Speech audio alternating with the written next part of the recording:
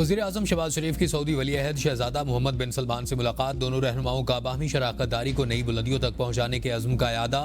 वज़ीर-ए-आज़म के साथ army chief general Syed Asim Munir, नायब वज़ीर-ए-आज़म इसहाक डार और वज़ीर आला पंजाब मरियम नवाज भी मौजूद थे। मुलाकात में दो तरफ़ा ताल्लुकात, पाक सऊदी सरमायाकारी और तिजारती उमूर समेत अस्करी ताउन को फ़रोग़ देने पर तबादला ख़याल, ख़ित्ते में इस्तेहकाम और खुशहाली के लिए मुश्तरका विजन को फ़रोग़ देने के लिए मिलकर काम करने पर इत्तफ़ाक़। शहज़ादा मोहम्मद बिन सलमान का सऊदी अरब में पाकिस्तानी कम्यूनिटी की नुमाया खिदमात का एतराफ़, फलाह बहबूद के लिए इक़दामात बढ़ाने पर भी इत्तफ़ाक़। अवामी रवाबित, सक़ाफ़ती तबादले और तालीमी ताउन मज़ीद मज़बूत बनाने पर जोर। वज़ीर-ए-आज़म की सऊदी वज़ीर सरमायाकारी खालिद अल फाहलिक और सरबराह जॉइंट टास्क फोर्स बराए इक़्तिसादी मसरूफ़ियात से भी मुलाकात। शहबाज शरीफ की सऊदी कारोबारी इदारों को SIFC के तहत कारोबार के मौक़े तलाश करने की दावत। मुश्तरका मनसूबों पर तेज़ी से अमल दरामद के जरिए शराकत दारी को मज़ीद मुस्तहकम करने पर इत्तफ़ाक़। वज़ीर-ए-आज़म शहबाज शरीफ का एक्स पर पैगाम में कहना था, सऊदी अरब से दो तरफ़ा ताल्लुकात बाहमी इक़्तिसादी शराकत दारी में तब्दील हो रहे हैं। सऊदी वली-ए-अहद से बाहमी ताउन के फ़रोग़ के लिए तामीरी गुफ्तगू हुई। वज़ीर-ए-आज़म शहबाज शरीफ मदीना मुनव्वरा आमद। गवर्नर शहज़ादा सलमान बिन सुल्तान ने इस्तकबाल किया। वज़ीर-ए-आज़म मदीना मुनव्वरा में रोज़ा रसूल की ज़ियारत की। मस्जिद नबवी में इबादत और नवाफिल अदा किए। DI खान में सिक्योरिटी फोर्सेज का खुफिया ऑपरेशन। ISPR के मुताबिक ऑपरेशन में फायरिंग के तबादले में 10 खवारिज हलाक हुए। खवारिज से फायरिंग के तबादले में कैप्टन हसनैन अख्तर शहीद। कैप्टन हसनैन अख्तर का ताल्लुक जेहलम से था। सदर मुमलिकत आसिफ अली जरदारी, चेयरमैन सेनेट सैयद यूसुफ रजा गिलानी और वज़ीर दाखिला मोहसिन नकवी का डेरा इस्माइल खान में इंटेलिजेंस बेस्ड ऑपरेशन पर सिक्योरिटी फोर्सेज को खिराज तहसीन पेश और कैप्टन हुसनैन अख्तर की शहादत पर दुख और ताज़ियत का इजहार। सदर मुमलिकत ने कहा कि कौम अपने बहादुर शहदा की कुर्बानियों को हमेशा याद रखेगी। दहशत गर्दों के मुकम्मल खात्मे तक सिक्योरिटी फोर्सेज की कार्रवाइयाँ जारी रहेंगी। चेयरमैन सेनेट सैयद यूसुफ रजा गिलानी ने कहा कि शहीद कैप्टन हसनैन अख्तर की कुर्बानी को हमेशा याद रखा जाएगा। शहीद के अहले खाना के गम में पूरी कौम बराबर की शरीक है। पाकिस्तान की बहादुर अफवाज मुल्क के दिफा के लिए हर लम्हा तैयार हैं।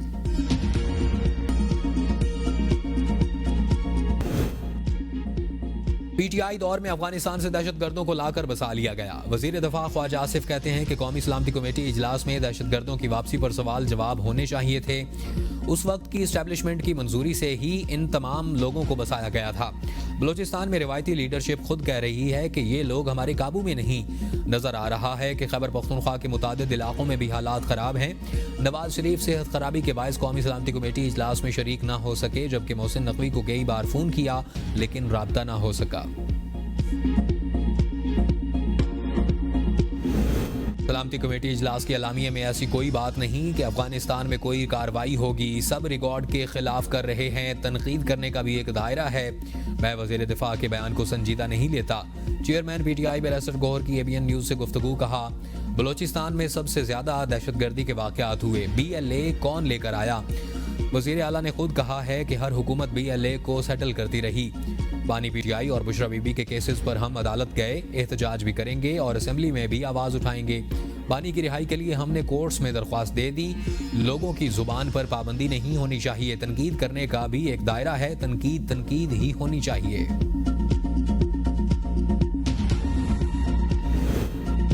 गवर्नर सिंध कामरान खान टिसोरी की लाइन्स एरिया आमद मीडिया से गुफ्तगू करते हुए कहा कि जो रियासत मदीना की बात करते थे वो आज गवर्नर हाउस आकर देखें। गवर्नर हाउस अवाम के लिए खुला है। वहाँ शहरियों के मसाइल हल होते हैं।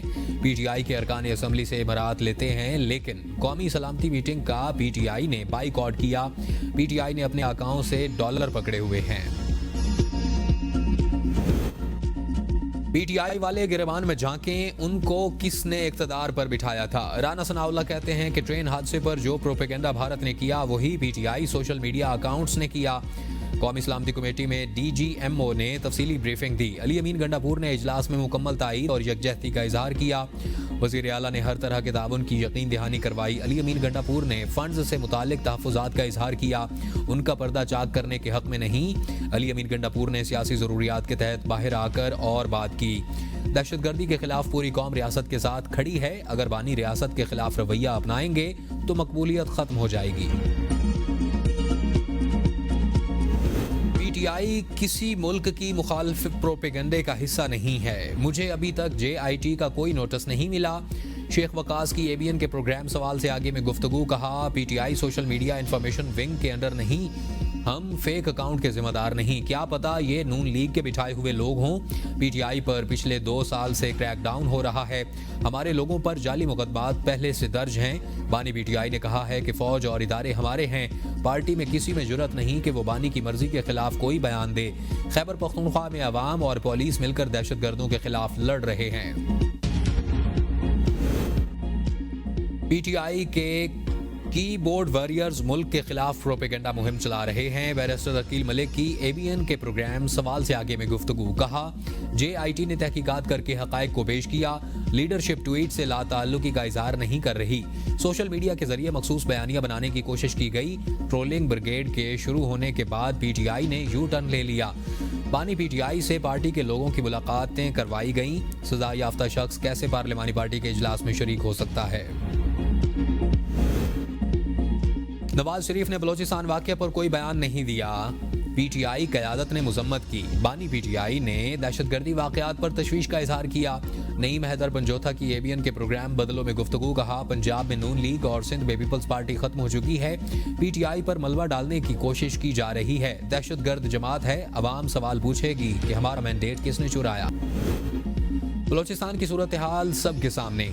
अमन अमान की सूरत हाल तो अफगान पॉलिसी की बुनियाद पर है।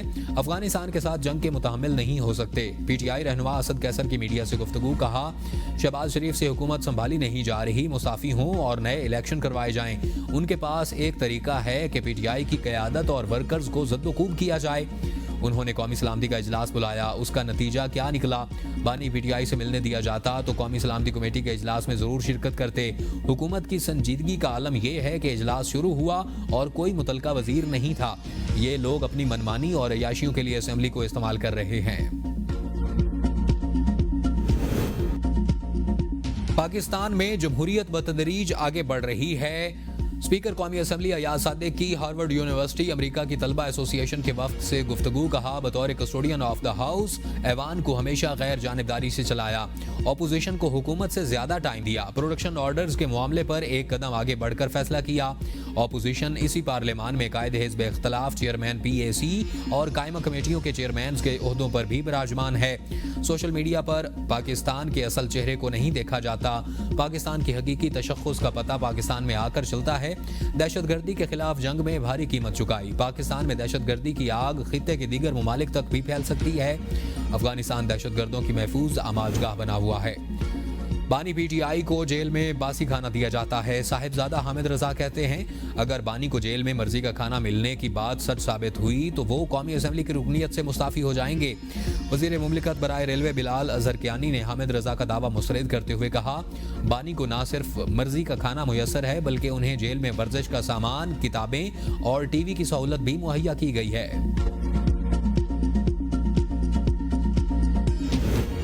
ख्वाजा आसिफ और बैरिस्टर गौहर की मुलाकात मुसाफा करने के साथ कह के भी लगाए। सहाफ़ियों की जानिब से दोनों रहनुमाओं से सवाल किया गया कि ये अच्छे ताल्लुकात मुलाकात की हद तक हैं, मुल्क के लिए भी इकट्ठे हों, ऐसा क्यों नहीं हो रहा।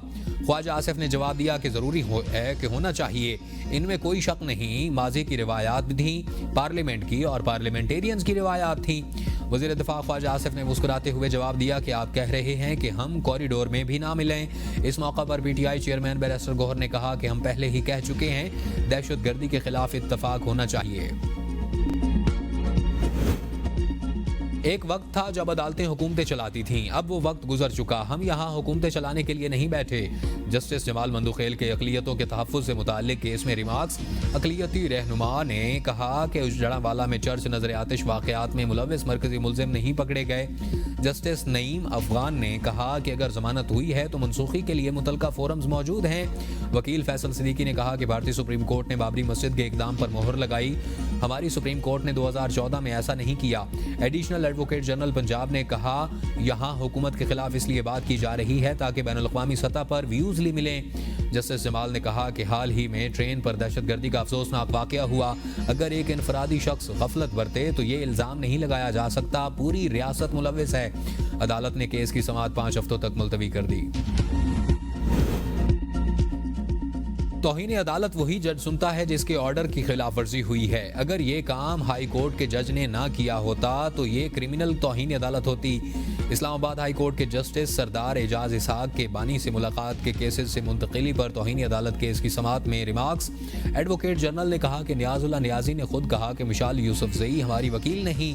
जस्टिस सरदार एजाज ने कहा कि ये 3 सेकंड की बात थी, आपने लॉ क्लर्क को 3 घंटे बिठाए रखा। सवाल ये है कि लार्जर बेंच की तश्कील कानूनी है या नहीं। इन केसेस में रियासत कहाँ खड़ी है। ये केस एक सियासी जमात के लीडर से मुताल्लिका नहीं बल्कि उसूल तय करने का है। डेप्यूटी रजिस्ट्रार आइंदा समाअत पर हाई कोर्ट रूल्स लेकर आएं जिसके मुताबिक चीफ जस्टिस एतराज दूर किए बगैर दरख्वास्त पर ऑर्डर कर सकता है। वो रूल्स भी लाएं कि चीफ जस्टिस अदालत में ज़ेरे समाअत केस को वापस ले सकते हैं। केस की समाअत ईद के बाद तक मुलतवी। इस्लामाबाद हाई कोर्ट ने सुपरिटेंडेंट अडियाला जेल से बानी पीटीआई से मुलाकातें करने वालों का रिकॉर्ड तलब कर लिया। कायम मुकाम चीफ जस्टिस की सरबराही में लार्जर बेंच ने समाअत की। सुपरिटेंडेंट अडियाला जेल ने बताया कि बानी पीटीआई की आउट ऑफ शेड्यूल और जेल मैनुअल के अलावा भी मुलाकातें करवा रहे हैं। अदालत ने मुकम्मल रिकॉर्ड तलब करते हुए समाअत 24 मार्च तक मुलतवी कर दी।